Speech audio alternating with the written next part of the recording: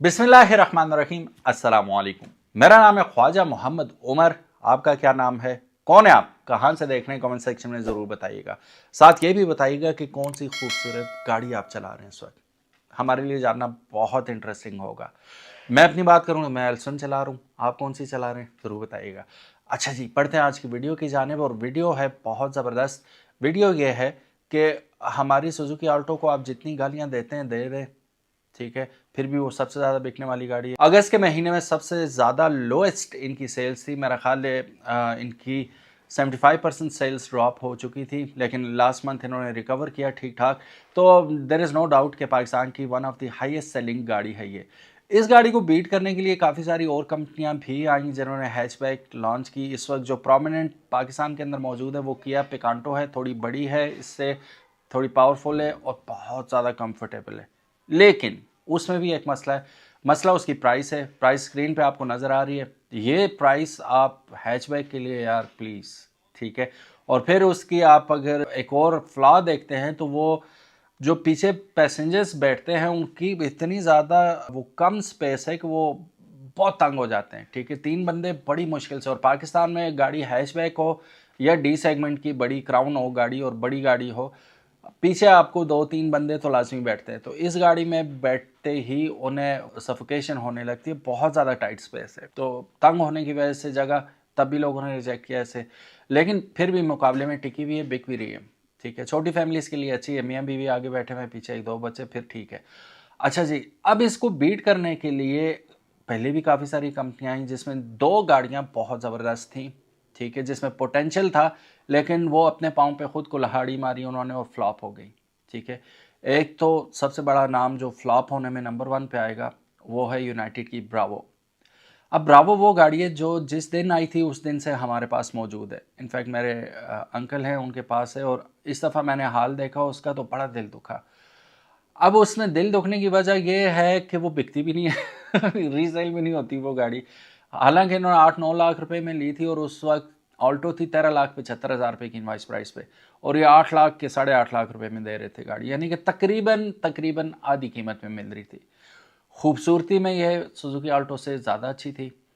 Presentation इसकी बहुत अच्छी थी। केबिन इसका अंदर जिस वक्त हम बैठते हैं तो वो लगता ही नहीं था कि ये कोई हैचबैक है। बहुत प्यारा बनाया हुआ था, लेकिन सिर्फ प्यारा था, क्वालिटी में पीस ऑफ क्रैप था। वो स्टिकी, वो अजीब सी प्लास्टिक और वो टूट कच पच जैसे हम अपनी ज़बान में कहते हैं, नाजुक नाजुक सी चीज़ थी। आप यकीन नहीं करेंगे कि मैं एग्जैजरेट नहीं कर रहा। आप ऑल्टो जिसको आप घटिया गाड़ी कहते हैं, ठीक है, अक्सर लोग कहते हैं हवा से उड़ जाती है। उड़ते हुए मैंने नहीं देखी कभी भी, लेकिन ज़ाहिर है वो मशहूर हो जाए बात तो मशहूर हो जाती है। ट्रक पास से गुजरा तो गाड़ी फ्लिप हो गई।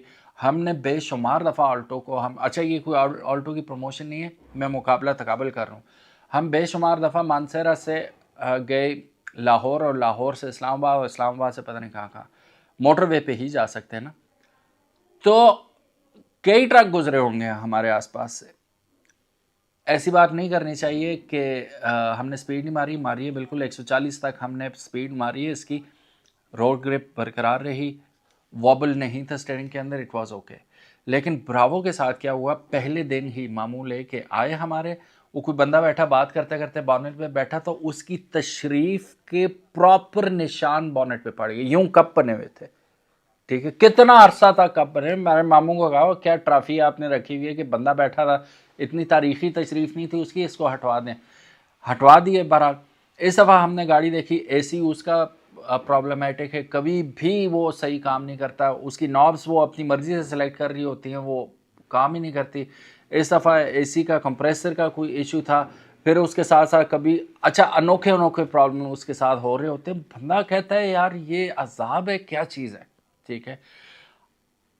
किसी गाड़ी में भी ये मसाइल पैदा हो सकते हैं। स्पेशली आप अगर लेते हैं होंडा सिविक 95 मॉडल, वो भी एक जान का काढ़ा ही है, बहुत बड़ा अजाब है। वो किसी से दुश्मनी हो तो उसे लेके दे दें, सही हालत में वो नहीं मिलती, लेकिन उसको फिर भी लोग लेते हैं। उसकी वजह ये है कि पार्ट्स भी अवेलेबल है, मैकेनिक पूरे पाकिस्तान में हर जगह आपको अवेलेबल है, तो उस पर आप रिस्क उठाते हैं। हमने भी रखी थी, रोए बहुत थे, जब निकालो तो 2-3 हज़ार रुपये का खर्चा पेट्रोल के अलावा। लेकिन यह है कि वो खर्चा करते वक्त आपको चीज़ें भी अवेलेबल होती हैं, मैकेनिक भी अवेलेबल होता है।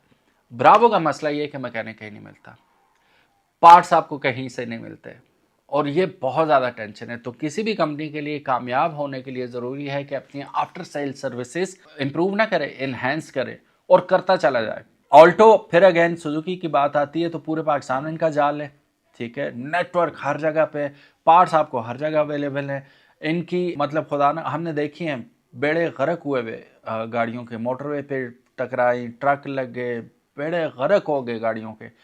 वो खड़ी हुई हैं जी, वो 2-2 3-3 हफ्ते में पूरी गाड़ी नहीं बना के दे रहे हैं, ठीक है। रिस्पॉन्सिबिलिटी है ना कि एक चीज़ बना के दी तो हमने पे बैक भी करना है।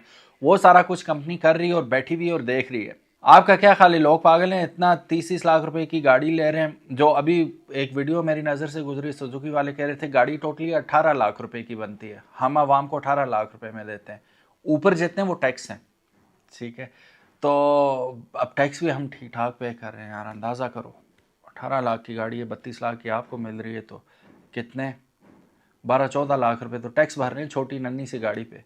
96 लाख की फॉर्चूनर है, 95 लाख की, तो टैक्स भरो तो वो किस जगह जा रहा है साहब।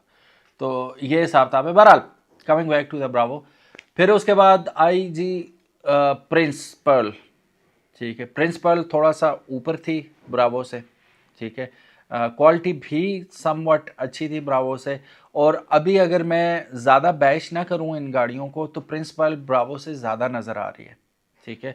और बेहतर कंडीशन में भी नज़र आ रही है। आप लोगों में से किसी का तजर्बा है प्रिंस पर्ल के साथ तो कमेंट सेक्शन में ज़रूर बताइएगा। लेकिन ऑल्टो को बीट तो करना दूर की बात, उसके करीब करीब भी नहीं आई प्रिंस पर्ल भी, ठीक है। नो डाउट कीमत भी कम है, प्रेजेंटेशन अच्छी है, खूबसूरत है, सारा कुछ है, लेकिन ऑल्टो के करीब तरीन भी नहीं आई। क्यों?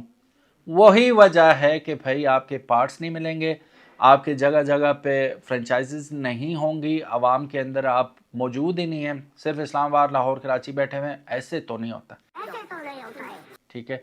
तो ख्याल रखें आप लोग, अगर आप लोगों ने किसी भी कंपनी ने कामयाब होना है तो आप ये ना देखें कि कौन सी कंपनी आपको बेहतरीन किस्म का चूना लगा रही है, कौन सा आपको घटिया क्वालिटी का माल बेच रही है। अगर आपने उनके मुकाबले में आना है तो उनकी स्ट्रेटजी अपनाएं कि भाई वो पेनिट्रेट कैसे कर गए हैं पाकिस्तान के अंदर, उन्होंने कहाँ कहाँ सर्विस स्टेशन, उनकी फ्रेंचाइजीज कहाँ कहाँ हैं, उनके पार्ट्स लोकलाइज हो कि कहीं से भी आपको सस्ते, आप ना सुजुकी के ओरिजिनल पार्ट्स लें, आपको उससे आधी से भी कम कीमत में बेहतरीन पार्ट्स मार्केट से मिल जाते हैं, लोकलाइज्ड हैं। तो जब तक आप लोकलाइज नहीं होंगे, आप लोकलाइज भी खुद तो नहीं होता बंदा, आप इतने फेमस हो जाएं कि लोग बनाने में मजबूर हो जाएं, आपकी प्रोडक्ट इतनी बिके तो उसके लोकलाइज पार्ट्स वैसे भी आ जाते हैं। तो आप लोग अगर सुजुकी का मुकाबला करना है, टोयोटा का करना है, होंडा का करना है, तो आप लोगों ने प्रॉपर प्लानिंग करके आना है, तब आप मार्केट में हिट होंगे। तो ये दो मेजर फ्लॉप गाड़ियां थी जिनके बारे में हमने जिक्र किया, जिसमें एक रोड प्रिंस की आ गई प्रिंस पर्ल, फिर दूसरी आ गई हमारे पास यूनाइटेड की ब्रावो। ऑल दो ये अभी भी आपको अच्छी अच्छी ऑफर्स दे रहे हैं, प्राइस में सिर्फ प्राइस से लूर अराउंड कर रहे हैं आपको, क्वालिटी आपके सामने। और कैसे बीट करेंगे आप सुजुकी को? सुजुकी अभी भी रिलायबल है, वो कागज़ है, वो सफ़ा है, 2 सफ़ों वाली कापी है, जो मर्जी कह लें उसे, रिलायबल है, ठीक है। सेफ्टी इश्यूज अपनी जगह पे मौजूद हैं लेकिन स्टिल वर्थ बाइंग व्हीकल है ये, ठीक है। किया की पिकांटो होगी, पिकांटो अभी भी अच्छी गाड़ी है, पावरफुल गाड़ी है, मजबूत गाड़ी है, और किया उसकी बैग पे खड़ा, किया कहीं नहीं जा रहा। इस वजह से उसकी रिलायबिलिटी भी और ट्रस्ट आवाम के अंदर है। महंगी होने के बावजूद जो मर्जी कह लें, पीछे जगह बहुत ज़्यादा क्लास्ट्रोफोबिक है, फिर भी लोग ले रहे हैं, तो उसकी वजह कंपनी है और कंपनी की आफ्टर सेल सर्विसेज हैं। ऑल दो महंगी हैं लेकिन हैं। आपने कामयाब होना तो ये आपको स्टेप्स फॉलो करने पड़ेंगे। आप लोगों का इन दोनों कंपनीज के बारे में क्या कहना है, कमेंट सेक्शन हाजिर है, ज़रूर बताइएगा। अपना ख्याल रखिएगा। अल्लाह हाफिज़, अस्सलाम वालेकुम।